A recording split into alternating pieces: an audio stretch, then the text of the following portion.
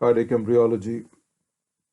The cardiac development begins in the third week of embryogenesis from the cardiac progenitor cells that exist in epiblast lateral to the primitive streak.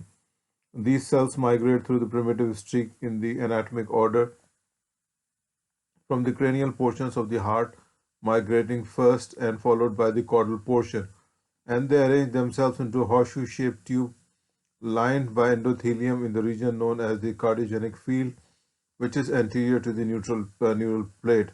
The embryo undergoes a period of cephalocaudal and lateral folding, which allows the cell in the cardiogenic field to coalesce except at the caudal-most end, and this creates a primitive heart tube which is lined by the endothelium internally and the myocardium externally. The myocardial cell layers secrete the hyaluronic acid rich in extracellular matrix that subsequently becomes the endocardium, while the mesothelial cells migrate over the heart tube, forming the epicardium. As a result of continued folding and elongation of the cardiac loop is developed by the 28th day. Uh, it comprises of severe dilations, the bulbus cordis, primitive ventricle, and primitive atrium, and the sinus venosus under the influence of homobox gene. The bending of the heart loop determines the sidedness of the heart. The situs solitus or situs inversus is influenced by the genes controlling the sidedness that is expressed during the gastrulation phase of embryogenesis. At this caudal pole, it receives the venous drainage and it pumps blood from out of the cranial pole into the dorsal aorta and via the first aortic arch. The sinus venosus, which exists at the caudal end of the cardiac loop, has the right and left horn, and each horn receives the venous blood from the vitelline and omphallomesenteric vein, umbilical vein, or the common cardinal vein.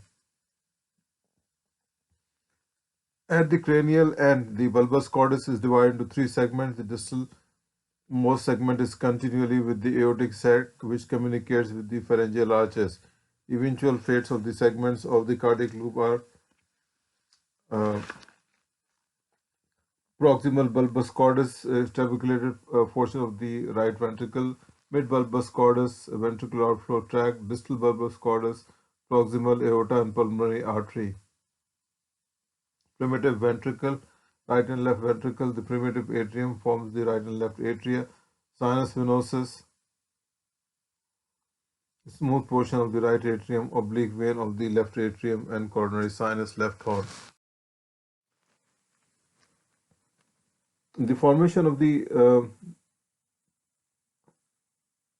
intraatrial septum. The primitive atrium undergoes further differentiation of 28th day with the crescent shaped invagination appears in the roof, and this is known as septum primum, and grows downward towards the AV cushion.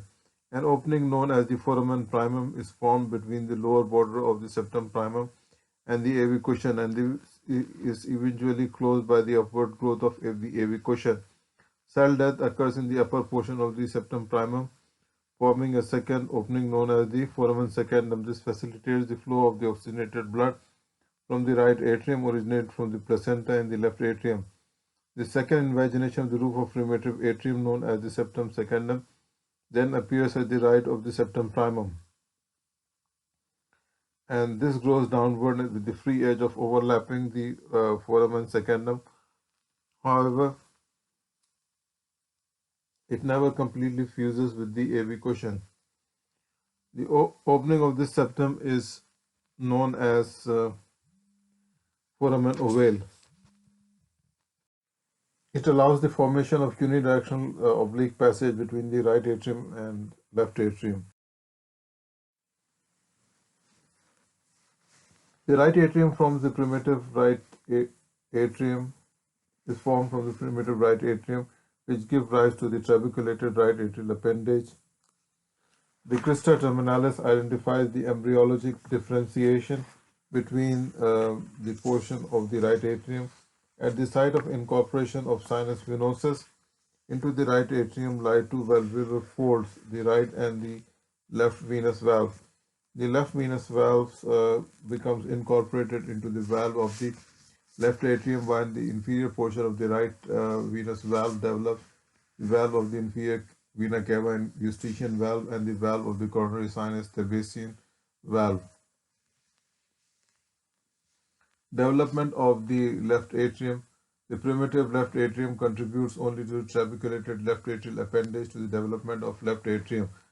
The large smooth walled portion of the left atrium is derived from the embryonic pulmonary vein and its branches, and is approximately 30th day of the embryogenesis, and the posterior left atrial wall develops as an outgrowth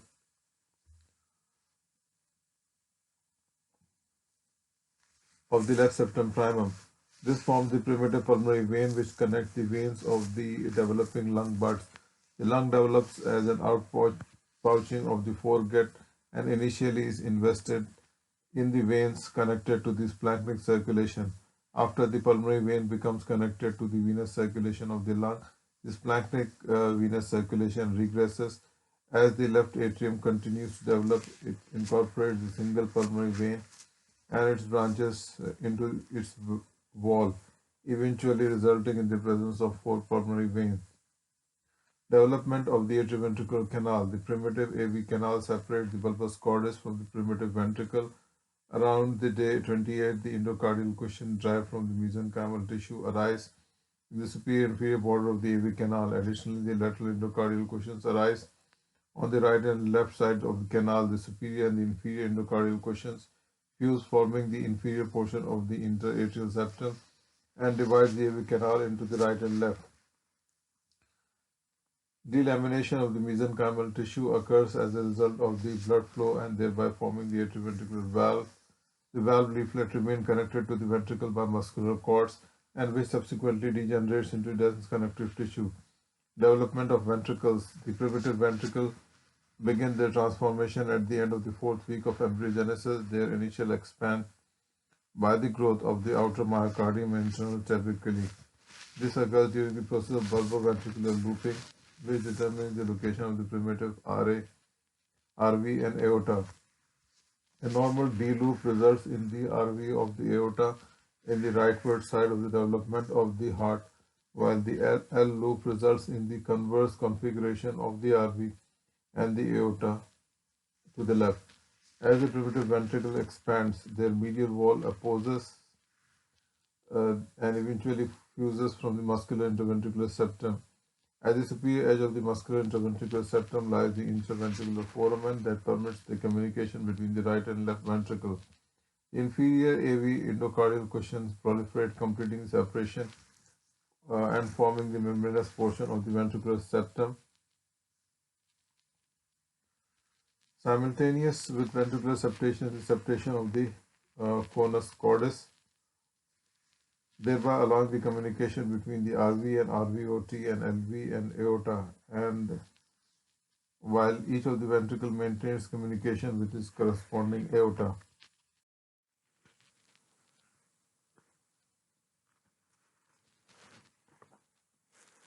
The great arteries are derived from the truncus arteriosus, which lies at the atrial end of the heart loop. Approximately the fifth week, the truncal cushions develop on the right superior wall and the left inferior wall of the truncus, and the right truncal cushion grows inferiorly and toward the left side of the left cushion grows superiorly and toward the right. Pattern of growth creates a spiral septum. The septi fuse with each other, creating a common atriopulmonary septum, and simultaneously right dorsal and left ventral cushion from the wall of the conus cordis. These grow towards each other and fuses the aortopulmonary septum, and thereby creating the right and left outflow tracts. The right outflow tract develops anterolaterally, and the left outflow tract develops posterior medially and to the right. The septal leaflet of the tricuspid valve and the anterior leaflet of the mitral valve are directly derived from AV endocardial cushions, and the remaining leaflet of the three valves are derived from the AV endocardial cushions via the process of delamination. Connective tissues coated by the endothelium subsequently replaces by mesenchymal tissues, and while the valves remain connected to the ventricular walls via thick trabeculae, the papillary muscles, and interposed chordae tendineae. The semilunar valves also originate from two endocardial cushions, one at the left and other at the right of the junction and truncus arteriosus and conus. Once the separation of the truncus has occurred, the cushion then further subdivides into the anterior and posterior segments, creating the trileaflet valves in the aortic and pulmonary positions.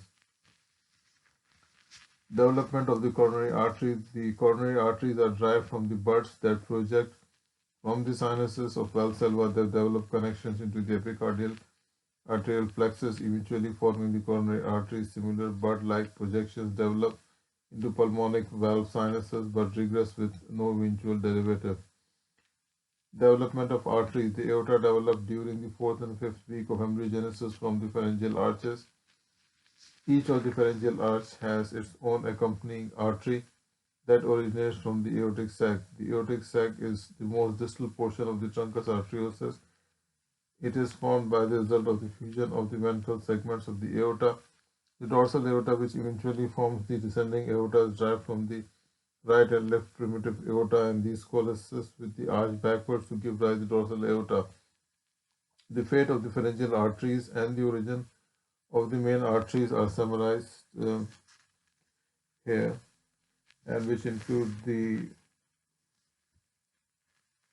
first arch remains maxillary artery, second arch stapedial artery, third arch common carotid, fourth arch subclavian, fifth disappears, and sixth pulmonary artery.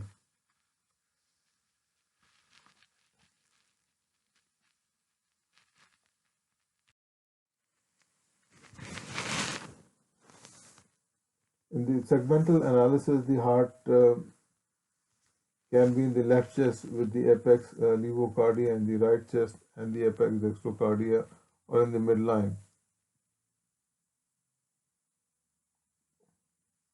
Visceral atrial situs. The atrial situs is solitus when the right atrium is right-sided and the left atrium is left-sided. In the situs inversus, the right atrium is left-sided and the left atrium is right-sided. So ventricular situs, the definition of the ventricular situs is based on the charity of the ventricles and not their location. The left and right side should be considered as the names of the ventricles rather than the indication of a location. Great artery situs. First, the situation is which the great arteries are normally related to each other and to the ventricles. Second, in the situation where the great arteries are abnormally related to each other or in the ventricles. The segmental alignment could be concordant, discordant, straddling, double inlet ventricle, AV aplasia.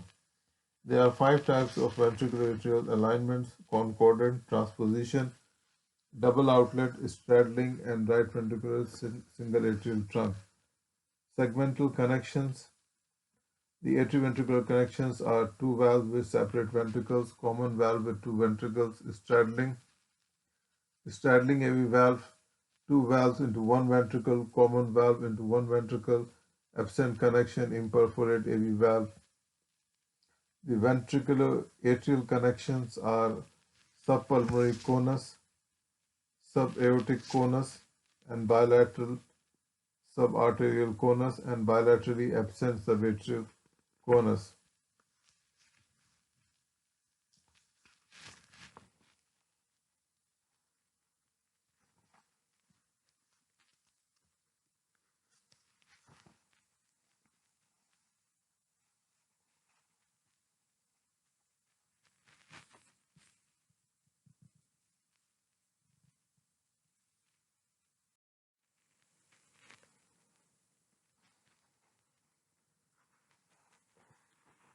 So this is the partitioning of the AV and atrioventricular endocardial cushion, and retina has it as is, and this is the partitioning of AV canal. Thank you.